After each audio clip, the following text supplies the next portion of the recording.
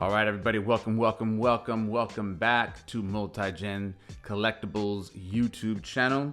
If you are not subscribed yet, please click that subscribe button. And if you're liking this video, please hit me with a like, all right? If you've been watching all of the videos so far, or you've been watching some of them, please go back to the playlists and check out all the videos if possible. And again, we're reopening boxes, and in this case, this blue container, and getting reintroduced to my childhood and early teenage collection of sports cards.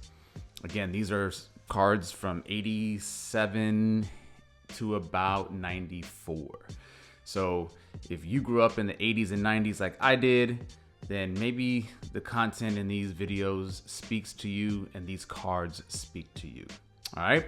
So in the previous video, we had mentioned that we were going to get into this blue Tupperware Rubbermaid container at some point, and today's that day. All right.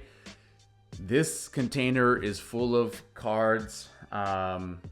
There's some stuff that I looked at just on the surface that we're going to dive into. This will probably be a 4 or 5 part series as well.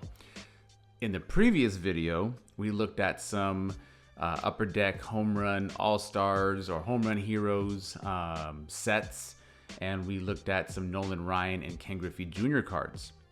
In this video, we're going to continue with some of the cards that are in cases and maybe end up with something else. All right, so here we go. Come with me on this journey. Let's tell some stories and let's do this together.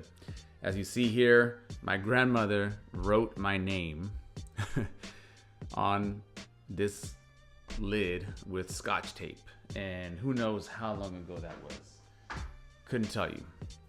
But I had to break open the seal, which you see here, to get into this. So here's what I'm going to do. I'm going to peer into this and just look at what there is and start pulling some cases, and we'll go from there.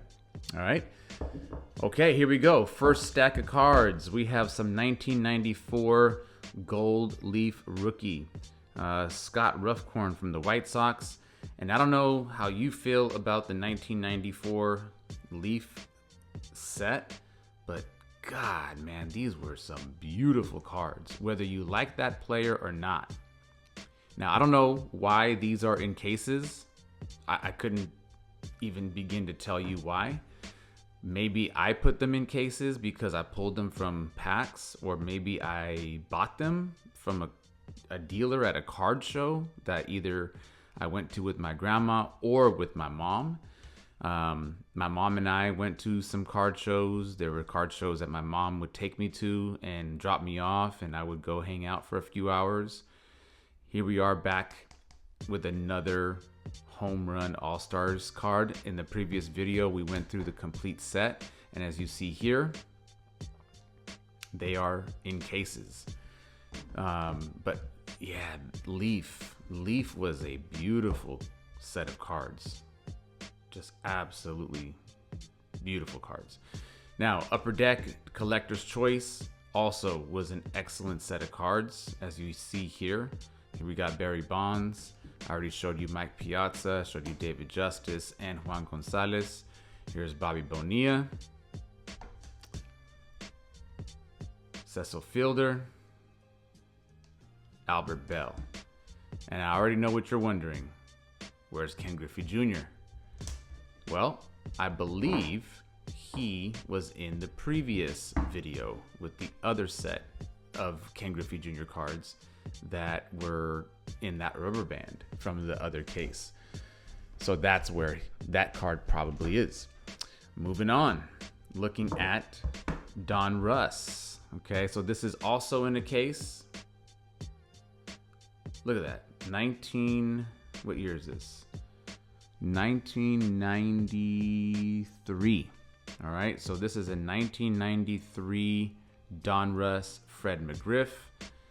It's a 90's Dominators card, and I absolutely loved when, and I still do actually, like I could really appreciate the quality of baseball and basketball cards that are full card photos. I don't know what it is about the full card photo on the front, but I think that's the way to do it, man. And here we go. It looks like we have two. How many more? 1, 2, 3. So we have 3 Fred McGriff 90s Dominators in cases. And I remember that there was a point where I would put almost every card that I really liked in a case. These slim cases were my favorite to put cards in. Here's Barry Bonds. Again, this is 1993. So this is right after he joined the Giants in 93. So this is probably like a Series 2 card right here, maybe. Look at that. Number 2 of 10. Fred McGriff is number 3 of 10. So this looks like it was a Donruss insert series. What we got here? Ah, look at this. French's Player Series. So this is not even Post cereal. It's not Kellogg's. This is French's. If you remember what I said earlier in a different video, I mentioned how food companies started to get into the sports card trading game. Well, here you go. French's Mustard, French's Foods got into the baseball card game, right? And here we have Ken Griffey Jr. and Dave Justice. This is 1992, also in a slim case with the stats on the back. Look at that. How I got this, I don't know. Couldn't tell you. Back to the 90s Dominators. Cecil Fielder. He was definitely dominating in 93, 94, 95. Look at that. Crushing home runs, man. 51, 44, 35, and 30. It's safe to say that 51 in 1990 was his better of those years for whatever reason. We'll put that over there. And look at this one. Look at this Donruss Gallery of Stars, Ken Griffey Jr. So this looks like a special insert. This is 1992. 1992 Donruss. This looks like a parallel insert from their series where we have the drawings, right? The Diamond Kings. I guess you would say this is a parallel to the Diamond Kings, but they call this the Gallery of Stars. And if you look closely, Donruss is introducing the foil, right? So you see the foil around the ribbon, the foil in the Donruss name, the foil in the stars, and around the athlete name, the player name. Man, we're gonna have to put this in the Ken Griffey Jr. stack. All right, what's next? Let me reach back in here. Oh, we got some more Dominators. Okay. Here's Mark McGwire. Dominators, 1990s Dominators. This is McGwire after he started growing out the goatee. All right, so if you look closely, you can see the goatee. This is card number 10. So he was the last card. Next up, we have Griffey Jr. So there's Ken Griffey Jr. in the Dominators. This is card number 9. All right. So Donruss had a nice insert series. Oh, who do we have here? Willie McGee. Okay. Look at Willie McGee getting in on the action. Recognized for batting average. Yeah, Willie McGee was a good hitter for sure. Look at all those years batting over 300. Next up, Jose Canseco, which was my favorite player for a number of years. Dominators, card number 7. And sadly, this is the year, well, he had already been with Texas, but sadly, as you see right here, 1992, he's traded to Texas. So he becomes a Texas Ranger. And, well, we all know what happened right around that time. Starts to go on his decline, sadly. This is card number 7. Next up, we have Juan Gonzalez. Now, the two of them on the Texas Rangers team together, that was a problem. Like, we're not going to even pretend. That was a problem. for pitchers, right? Juan Gonzalez, one of my favorite players as well. 120 home runs within a 4-year window. That's insane. Look at that. By 1992, he just started crushing. Who's next? Oh, we got another Juan Gonzalez. So there's 2 Juan Gonzalez's. Here we have Joe Carter. Joe Carter with the game-winning home run to win the 1992 World Series for Toronto. Correct me if I'm wrong, but was that a grand slam? That was a grand slam, right? I want to say that was a grand slam. Correct me if I'm wrong in the comments, please. Yeah, Joe Carter, card number 5, and it looks like we have 1 and 2. 2 Joe Carters. Next card, Matt Williams. Yeah, Matt Williams was crushing the ball in the early to mid 90s as well. Just consistently. Him and Joe Carter, very consistent home run hitters. Very consistent RBI providers, you know? Him and Will Clark together, along with Canseco and McGuire in Oakland. You can say the Bay Area had a nice set of duos for the A's and the Giants in the early, up to about, we'll just say the late 80s into the early 90s. There you go. Should we do one more little stack? Let's see, what else? Let's do one more stack. Matt Williams also is card number 4 of this 10 card set. And I think what I'm going to do off camera is take a look and see which cards I have in that 10 card set and which cards I still need. All right, moving on. Let's see, what else do we have in here? Okay, this will be the last little stack of cards in this video, and then we'll go into a separate video, okay? All right, here we go.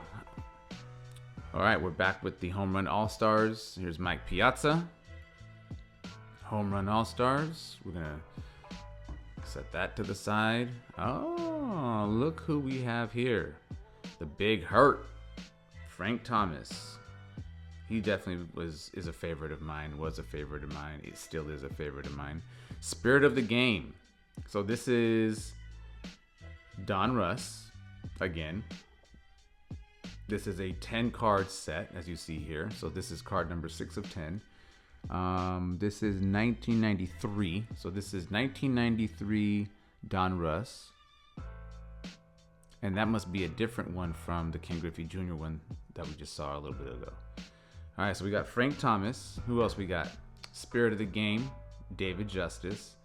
Let's not pretend that David Justice was not a good player, right? Let's not pretend that. David Justice was a baller, man. David Justice did his thing in the 90s.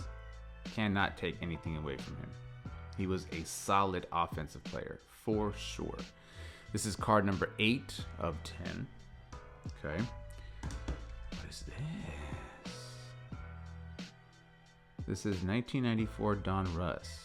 We have Frank Thomas, Rafael Palmeiro, and John Olerud. This is the back of the card. Look at the front of the card. This is dope.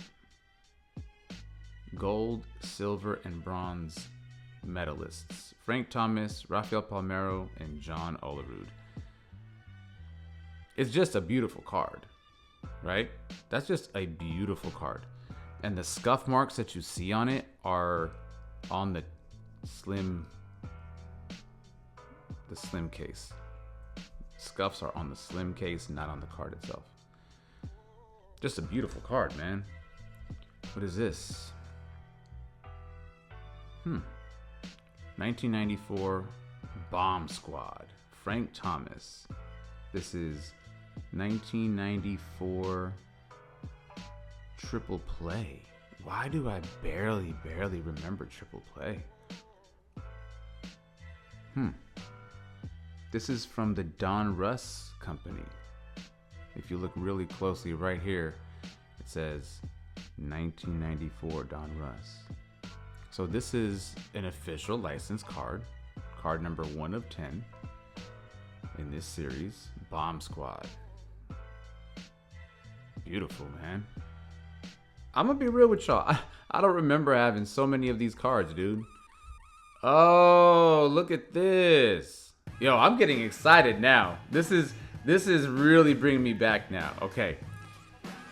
Michael Jordan, Frank Thomas, Chicago's finest. Look at the gold leaf. Look at the gold leaf on the autograph and on the names and the team name. Back of the card, Chicago's finest. This is Stadium Sports. Huh. Interesting. 1994 preview. So we know what happened with Michael Jordan. Retired from basketball after winning a championship. Well, technically 3, right? Goes back to back to back. Retires from basketball. Tries his hand at baseball. Goes back to basketball. Wins 3 more championships. So I'm starting to pick up a trend here. I'm seeing that this might be a stack of Frank Thomas cards. This is 1994 Fleer. This is the Golden Moment insert series. Frank Thomas. Yeah, he was a favorite of mine for sure. Frank Thomas. Still is a favorite of mine. First baseman, man, he was that dude. He was a baller for many, many years. The Big Hurt. Donruss, 1994 with the gold leaf. Again, where did young Joey McClett get these? I don't know. 1994 also happened to be the last year that I collected, and it was the last year that my grandmother collected. So I was 15 years old around this time. Ooh, what is this? Upper Deck. This is a 93. This is 1993 Upper Deck. Frank Thomas with the hollow. Card number 27. Is this a parallel? Is this an insert? I don't know, man. But it's a beautiful card. This is actually one of my favorites from the Collector's Choice series. Or the Collector's Choice set. I absolutely love the team checklists because they featured these really cool pieces of art. Like these are really dope pieces of art as baseball cards to begin with. And I love Upper Deck for doing this. I still say hands down, Upper Deck baseball and Upper Deck basketball are some of the greatest cards ever. Ever. Ever. Leaf, Stadium Club, Topps Gold, Fleer Ultra, Pinnacle. These cards set a new standard in sports cards in the early to mid 90s. Like, you cannot deny it.